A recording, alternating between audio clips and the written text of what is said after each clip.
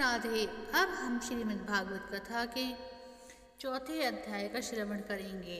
इस अध्याय का नाम है गोकर्णोपाख्यान। सूत जी कहते हैं, मुनिवर, उस समय अपने भक्तों के चित्त में अलौकिक भक्ति का प्रादुर्भाव हुआ देखकर भक्त वत्सल श्री भगवान अपना धाम छोड़कर वहां पधारे। उनके गले में वनमाला शोभा पा रही थी। श्री अंग सजल और जलधर के समान श्याम वर्ण था।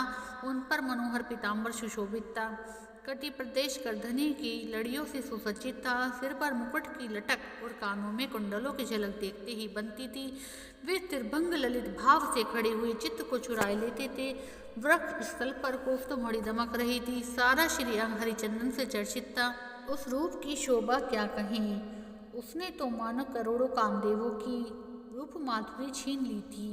वे परमानंद चिंतपूर्णी मधुरा अति मधुर मुरलीधर प्रेमी अनुपम छवि से अपने भक्तों के निर्मल चित्त को चुराए लिए हुए थे।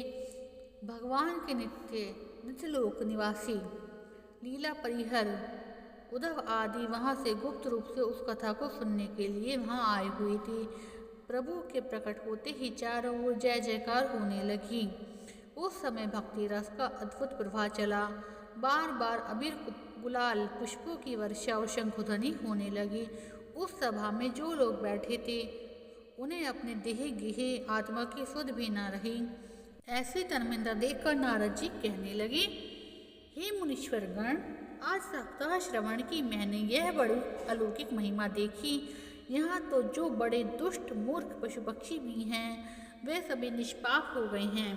अतः इसमें संदेह नहीं कि कलिकाल में चित्त को शुद्धि के लिए इस भागवत कथा के समान मृत्युलोक में पाप पुंज का नाश करने वाला दूसरा पवित्र कोई साधन नहीं है।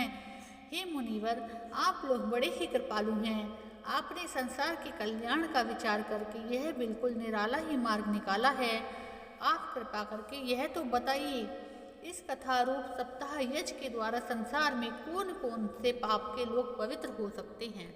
फिर सनकादि नारद जी को बताती हैं, जो लोग सदा तरह तरह के पाप किया करते हैं, निरंतर दुराचार में ही तत्पर रहते हैं और उल्टे मार्गों में चलते हैं, तथा जो क्रोधाग्नि में जलते रहने कुटिल और कामपरायण हैं, वे सभी इस कलयुग में सप्ताह यज्ञ से पवित्र हो जाते हैं।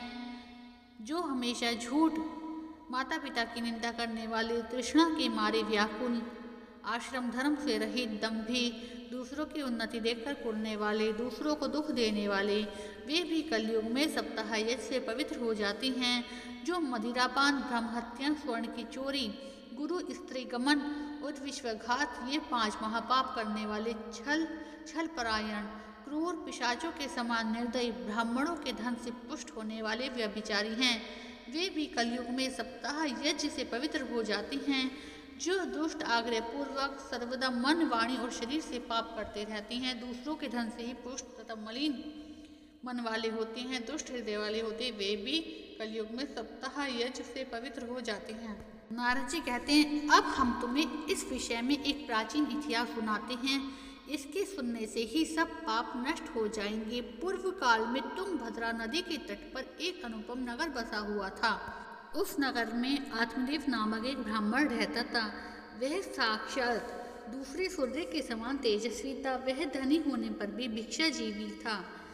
उसकी प्यारी पत्नी धुंधली, कुलीन और सुंदर होने पर भी सदा अपनी बात पर अड़ जाने वाली थी।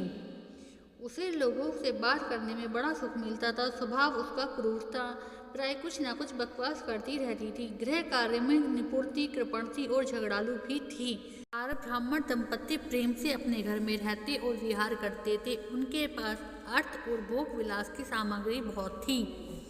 घर द्वार भी सुंदर थे, परंतु उससे उन्हें सुख नहीं था। जब अवस्था बहुत टल गई तब उन्होंने संतान के लिए तरह तरह के पुण्य कर्म आरंभ कर दिए। वे दीन दुखी गों, पृथ्वी, स्वर्ण वस्त्र आदि का दान करने लगे। इस प्रकार धन मार्ग में उन्होंने अपना आधा धन समाप्त कर दिया, तो भी उन्हें पुत्र पुत्री किसी का मुख देखने को नहीं मिला। इसलिए अब वह ब्राह्मण बहुत ही चिंता आतुर रहने लगा। एक दिन जब ब्राह्मण देवता बहुत दुखी होकर घर से निकलकर वन को चल दिए, दोपहर के समय उन्हें प्यास लगी, इसलिए वह तालाब पर आए। संतान के अभाव में दुख ने उनके शरीर को बहुत सुखा दिया था, इसलिए थक जाने के कारण जल पीकर वहीं बैठ गए। 2 घड़ी बीतने पर वहाँ एक सन्यासी महात्मा आए। जब ब्राह्मण देवता ने देखा कि वे जल पी चुकी हैं, तब वह उनके पास गए और चरणों में नमस्कार करने के बाद सामने खड़े होकर लंबी लंबी सांस लेने लगे। सन्यासी ने पूछा, "ओ ब्राह्मण देवता, रोते क्यों हो? ऐसी तुम्हें क्या भारी चिंता है? तुम जल्दी ही मुझे अपने दुख का कारण बताओ।" ब्राह्मण ने कहा, "महाराज, मैं अपने पूर्व जन्म के पापों से संचित दुख का क्या वर्णन करूं? अब मेरे पितर मेरे द्वारा दी हुई जलांजलि के जल को अपनी चिंता जनित सांस में कुछ गर्म करके पीते हैं। देवता और ब्राह्मण मेरा दिया हुआ प्रसन्न मन से स्वीकार नहीं करते हैं। संतान के लिए मैं इतना दुखी हो गया हूँ कि मुझे सब सोना ही सोना दिखाई देता है। मैं प्राण त्यागने के लिए यहाँ आया हूँ। संतानहीन जीवन को धिक्कार है, संतानहीन गृह को धिक्कार है, संतानहीन धन को धिक्कार है, संतानहीन कुल को धिक्कार है। मैं जिस गाय को पालता हूँ वह भी सर्वदा बांझ हो जाती है। जो पेड़ लगाता हूँ उस पर फल फूल नहीं लगते। मेरे घर में जो फल आता है वह भी बहुत जल्दी सड़ जाता है। जब मैं ऐसा अभागा और पुत्रहीन हूँ, तब फिर इस जीवन को रखकर मुझे क्या करना है?" यूँ कहकर वे ब्राह्मण देवता दुख से व्याकुल हो उस सन्यासी महात्मा के पास फूट फूट कर रोने लगा। तब उस यतिवर के हृदय में बहुत करुणा उत्पन्न हुई। वे योगनिष्ठ थे। उन्होंने उनकी ललाट की रेखाएं देखकर सारा वृत्तांत जान लिया और विस्तार पूर्वक कहने लगे। सन्यासी ने कहा, "ब्राह्मण देवता, इस प्रजापति का मोह त्याग दो। कर्म की कृति प्रबल है। विवेक का आश्रय लेकर संसार की वासना छोड़ दो। हे विप्रवर, सुनो, मैंने इस समय तुम्हारा प्रारब्ध देखकर निश्चय किया है कि 7 जन्म तक तुम्हारे किसी प्रकार की कोई संतान नहीं हो सकती। पूर्व काल में राजा सगर एवं अंगों को संतान के कारण दुख भोगना पड़ा था। हे ब्राह्मण, तुम अब कुटुंब की आशा छोड़ दो। संन्यास में ही सब प्रकार का सुख है।" ब्राह्मण ने कहा, "महात्मा जी, विवेक से मेरा क्या होगा? मुझे तो बलपूर्वक पुत्र दीजिए, नहीं तो मैं आपके सामने शोक मूर्छित होकर अपने प्राण त्यागता हूँ। जिसमें पुत्र स्त्री आदि का सुख नहीं है, ऐसा संन्यास तो सर्वदा नीरस ही है। लोक में सरस तो पुत्र पौत्रादि से भरा पूरा गृहस्थ आश्रम ही है।" ब्राह्मण का ऐसा आग्रह देखकर उस तपोधन ने कहा, "विधाता के लेख को मिटाने का हठ करने से राजा चित्रकेतु को बड़ा कष्ट उठाना पड़ा। इसलिए देव जिसके घोग को कुचल देता है, उस पुरुष के समान तुम्हें भी पुत्र से सुख नहीं मिल सकेगा। तुमने तो बड़ा हठ पकड़ रखा है और अर्थी के रूप में तुम मेरे सामने उपस्थित हो। ऐसी दशा में मैं तुमसे क्या कहूँ?" जब महात्मा जी ने देखा कि यह भी किसी प्रकार अपना आग्रह नहीं छोड़ता, तब उन्होंने उसे एक फल देकर कहा, "इसे तुम अपनी पत्नी को खिला देना, उससे तुम्हें एक पुत्र होगा। तुम्हारी स्त्री को 1 साल सत्य, शोष, दया, दान और एक समय एक ही अन्न खाने का नियम रखना चाहिए। यदि वे ऐसा करेगी तो बालक बहुत ही शुद्ध स्वभाव वाला होगा।" यूँ कहकर योगीराज चले गए और ब्राह्मण को अपने घर लौट आया। वहाँ आकर उसने वह फल अपनी स्त्री के हाथ में दिया, स्वयं कहीं चला गया। उसकी स्त्री कुटिल स्वभाव की थी। वह रो रो कर सखी से कहने लगी, "सखी, मुझे तो बड़ी चिंता हो रही है। मैं ये फल नहीं खाऊंगी। फल खाने से गर्भ रह जाएगा, गर्भ से पेट बढ़ जाएगा और कुछ खाया पिया नहीं जाएगा। मेरी शक्ति क्षीण हो जाएगी। तब पता चला कि घर का काम धंधा कैसे होगा। और देववश यदि गांव में डाकुओं का आक्रमण हो गया तो गर्भिणी स्त्री कैसे भागेगी? यदि सुखदेव जी की तरह गर्भ भी पेट में ही रह गया तो बाहर कैसे निकलेगा? और कहीं प्रसव काल के समय टेढ़ा हो गया तो प्राणों से हाथ धोना पड़ेगा। यूँ ही प्रसव के समय बड़ी भयंकर पीड़ा होती है। मैं सुकुमारी भला यह सब कैसे सह सकूंगी? मैं जब दुर्बल पड़ जाऊंगी तो नंदरानी आकर घर का सारा माल समेट ले जाएंगी। मुझे तो सत्य शोच आदि नियमों का पालन करना भी कठिन ही जान पड़ता है। जो स्त्री बच्चा जनती है उसे उस बच्चे के लालन पालन में बड़ा कष्ट उठाना पड़ता है। मेरे विचार से तो बंधवा स्त्रियां ही सुखी रहती हैं। मन में ऐसे तरह तरह के कुतर्क उठने के बाद उसने फल नहीं खाया। जब उसके पति ने पूछा कि फल खा लिया, तब उसने कह दिया, "हाँ, खा लिया।" एक दिन उसकी बहन अपने आप ही उसके घर आई। तब उसने अपनी बहन को सारा वृत्तांत सुनाकर कहा कि मेरे मन में इसकी बड़ी चिंता है। मैं इस दुख के कारण दिनों दिन दुबली हो रही हूँ। बहन ने कहा, मैं क्या करूं? बहन ने कहा, मेरे बच्चा होने वाला है, प्रसव होने पर बच्चा मैं तुझे दे दूंगी। जब तू फिर पति के समान घर में गुप्त रूप से सुख से रहेगी तो तू मेरे पति को कुछ धन दे देगी तो वह तुझे अपना बालक दे देंगे, और मैं ये कह दूंगी कि 6 महीने बाद मेरा बच्चा मर गया। मैं नित्य प्रति तेरे घर आकर उस बालक का लालन पोषण करती रहूंगी। तो इस समय इसकी जांच करने के लिए यह फल गौ को खिला दे। ब्राह्मणी ने स्त्री स्वभाववश जो उसकी बहन ने कहा था वैसा ही किया। इसके पश्चात समयानुसार जब वह स्त्री के पुत्र हुआ तब उसके पिता ने चुपचाप लाकर उसे धुंधली को दे दिया और उसने आत्मदेव को सूचना दी कि मेरे सुखपूर्वक बालक हो गया है। इस प्रकार आत्मदेव के पुत्र हुआ सुनकर लोगों को बड़ा आनंद हुआ। ब्राह्मण ने उसका जात कर्म संस्कार करके ब्राह्मणों को दान दिया और उसके द्वार पर गाना बजाना अनेक प्रकार के मांगलिक कृत्य होने लगे।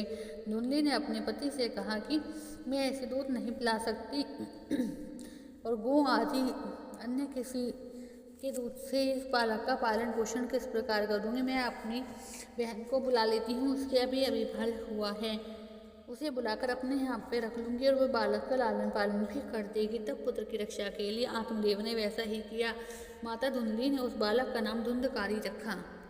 इसके बाद 3 महीने बीत जाने पर उस गौ को भी एक मनुष्यकार बच्चा हुआ। वह सर्वांग सुंदर, दिव्य, निर्मल और स्वर्ण की कांति वाला था। उसे देखकर ब्राह्मण देवता को बड़ा आनंद हुआ।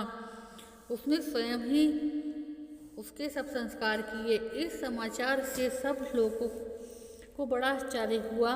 वे बालक को देखने के लिए आए तथा आपस में कहने लगे, देखो भाई, अब आत्मदेव को कैसा भाग्य उदय हुआ है। कैसे आश्चर्य की बात है कि गौ के भी एक दिव्य बालक उत्पन्न हुआ है।